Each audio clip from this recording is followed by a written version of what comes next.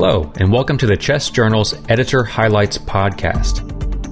Each month, Chest Editor-in-Chief Dr. Peter Mazzone highlights key articles from the current issue of the journal to help clinicians stay informed about new research in the fields of pulmonary, critical care, and sleep medicine. To introduce this month's episode, here is Dr. Peter Mazzone. Thank you for tuning in to the Editor's Highlight podcast for the June 2024 issue of the journal Chest. We have a great lineup of content in this month's issue. Over the next 15 minutes or so, I'll provide a brief overview of key manuscripts published in each of our content areas. First will be our asthma content area. The assessment of response to treatment in allergic bronchopulmonary aspergillosis is a major challenge. In this issue, Godet and colleagues report findings from an ancillary study of a randomized clinical trial that included 139 patients who were being treated with corticosteroids and itraconazole for exacerbations of allergic bronchopulmonary aspergillosis. The study was designed to determine the most relevant changes in CT scan parameters for assessing the response to treatment. 5 CT parameters showed significant changes at the end of treatment: mucoid impaction extent, mucoid impaction density, centrilobular micronodules, consolidation and ground glass opacities, and bronchial wall thickening. There was only a weak association between these factors and no agreement between clinical, immunologic, and radiologic response. These findings identify relevant CT scan parameters to assess radiologic response to treatment of allergic bronchopulmonary aspergillosis, while suggesting a multidimensional approach to assess a composite definition of response to treatment outcomes. Next is our chest infections content area. It is unclear whether patients with rheumatoid arthritis have a higher risk of bronchiectasis, and whether seropositivity for rheumatoid factor is associated with an increased risk of bronchiectasis.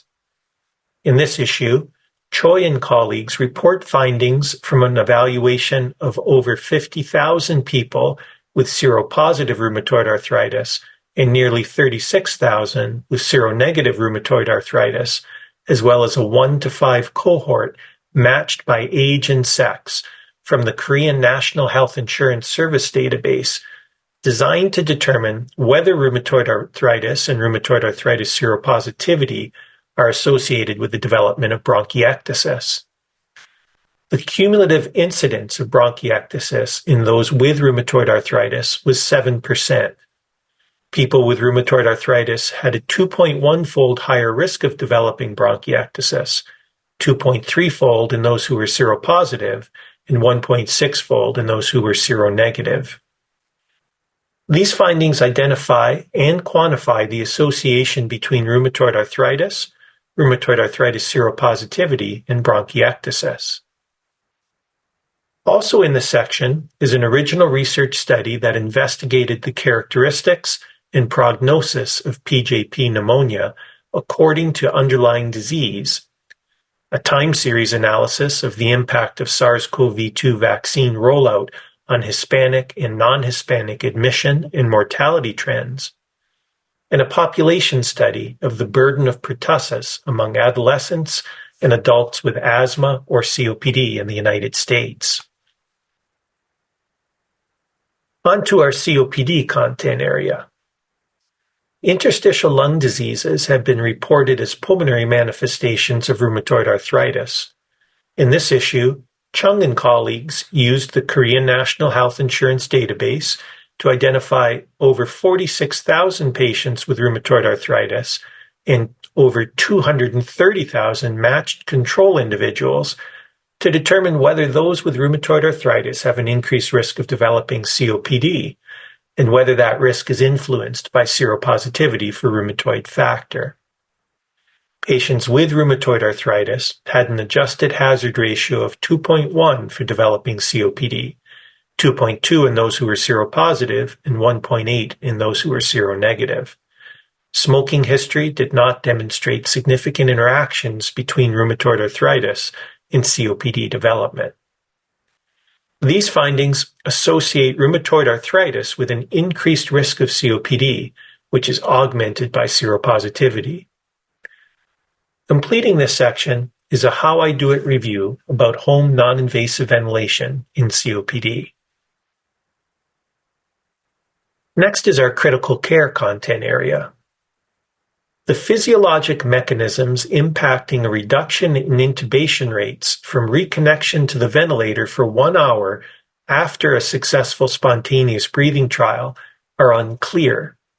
In this issue, Kudroy and colleagues describe an ancillary study of a randomized clinical trial that compared spontaneous breathing trials performed with a T-piece or with pressure support ventilation, designed to determine whether reconnection to the ventilator for 1 hour reverses alveolar de-recruitment induced by a spontaneous breathing trial. In the 25 patients included, the end expiratory lung volume decreased by 30% after the spontaneous breathing trial compared with baseline. The reduction was greater after T-piece than with pressure support ventilation, 43% versus 20%. After reconnection to the ventilator for 1 hour, the end expiratory lung volume increased to 96% of the baseline value. Recovery occurred within 10 minutes for those assigned to pressure support ventilation, but not to T-piece. These findings identify significant alveolar de-recruitment at the end of a spontaneous breathing trial, which was more pronounced with a T-piece and fully recovered within 1 hour of reconnection to the ventilator.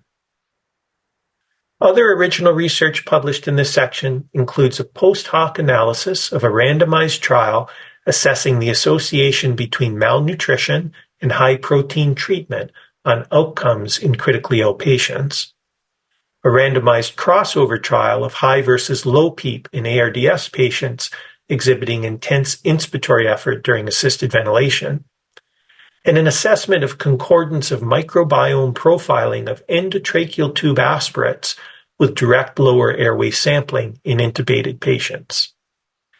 A research letter reports on lung consolidation depth and gas exchange in different types of neonatal respiratory failure. A special features article proposes hospital onset sepsis as a unique clinical entity requiring expanded investigation, and a point-counterpoint debate on the need to maintain direct laryngoscopy as an essential skill completes this section. On to our diffuse lung disease content area. The impact of immunosuppression for treatment of fibrotic hypersensitivity pneumonitis across different types of antigen exposure has not been studied. In this issue, Mullen and colleagues identified 344 patients with fibrotic hypersensitivity pneumonitis from the Canadian Registry for Pulmonary Fibrosis and evaluated whether disease outcomes in response to treatment varied by antigen type, including avian, mold, other, and unknown categories. Approximately 58% of patients across antigen types were treated with immunosuppression. Lung function and symptom scores did not change with immunosuppression across the full cohort. Immunosuppression was not associated with survival for those with avian or mold antigen exposures, though the confidence intervals were quite wide. Patients with unknown causative antigens had a worse survival when treated with immunosuppression, with a hazard ratio of 2.65. These findings suggest the response to immunosuppression may vary by antigen type in patients with fibrotic hypersensitivity pneumonitis, with further study required to determine the role of treatment. Completing this section is a research letter exploring the association between sarcoidosis and hematologic comorbidities. On to our education and clinical practice content area. The learning environment of ICU rounds, where multidisciplinary providers integrate complex decision-making and teaching in a noisy, high-stress environment, includes many cognitive distractions. In this issue, Held and colleagues performed an observational, multi-site study of multidisciplinary providers during ICU rounds, designed to determine what features of ICU rounds correlate with high provider cognitive load. 76 providers were observed during 32 rounds, with a mean rounding time of 2 hours and 17 minutes. The mean extraneous load was 20.5 events per hour, which included 8.6 distractions, 8.2 communication deviations, 1.9 repetitions, and 1.8 episodes of split attention. Increased cognitive load, assessed using the Provider Task Load Instrument, was associated with hourly extraneous load events, number of new patients, and number of higher acuity patients. These findings may help to modify ICU rounding structure to optimize provider learning and performance. Also in this section is a special features article that describes major principles and new realities when preparing for fellowship in pulmonary and/or critical care medicine, and a How I Do It review on the application of non-invasive ventilation in the treatment of acute exacerbations of COPD. Our pulmonary vascular content area is next.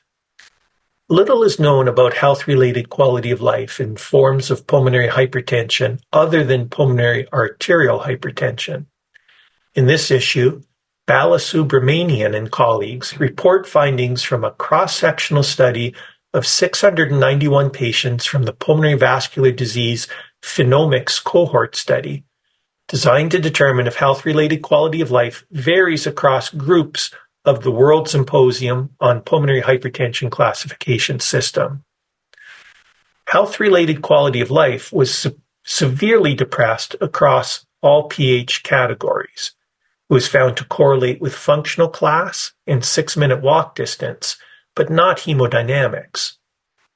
Compared with Group 1 subjects, Group 2 and 3 subjects had significantly worse health-related quality of life despite less severe hemodynamics. These findings highlight the impact of pulmonary hypertension on health-related quality of life for non-Group 1 pulmonary hypertension and the poor correlation between hemodynamics and health-related quality of life. Also in this section is an original research article that evaluated the role of left ventricular dysfunction in systemic sclerosis-related pulmonary hypertension, and a chest narrative review of methamphetamine-associated pulmonary arterial hypertension. In our sleep medicine content area this month, you'll find a research letter that evaluates the effects of negative pressure ventilation on lung volume and airflow in drug-induced sleep endoscopy. Next is our thoracic oncology content area. There has been variable definitions of diagnostic yield and accuracy in studies evaluating advanced diagnostic bronchoscopy devices. In this issue, Leonard and colleagues applied commonly used definitions of diagnostic yield to a prospective dataset of 450 biopsy specimens from consecutive peripheral pulmonary lesions sampled through navigation bronchoscopy to determine if a conservative diagnostic yield definition, defined as including malignancy or specific benign findings as diagnostic, whether that conservative diagnostic yield definition results in few false negative initial results, closely approximating diagnostic accuracy. The prevalence of malignancy was 60.9%. Initial bronchoscopy pathology yielded malignant diagnoses in 50.4% of patients, with 0.4% being false positive over 2 years of follow-up. Biopsies with specific benign findings had a 1.9% false negative rate, while those with non-specific benign biopsies had a 38.7% false negative rate, again over 2 years of follow-up. There was a 0.7% discrepancy between diagnostic yield and accuracy for the conservative definition. These findings suggest a conservative definition of diagnostic yield can closely approximate diagnostic accuracy through 2 years of follow-up, allowing reliable diagnostic utility data without protracted delays. Completing this section is an original research article that evaluated risk-adapted starting age of personalized lung cancer screening in China. I encourage you to read our Humanities and Chest Medicine section, where you'll find an original research article that evaluated implicit bias in intensive care unit notes with a word-embedding neural network model, and an exhalations piece titled A Winter Path.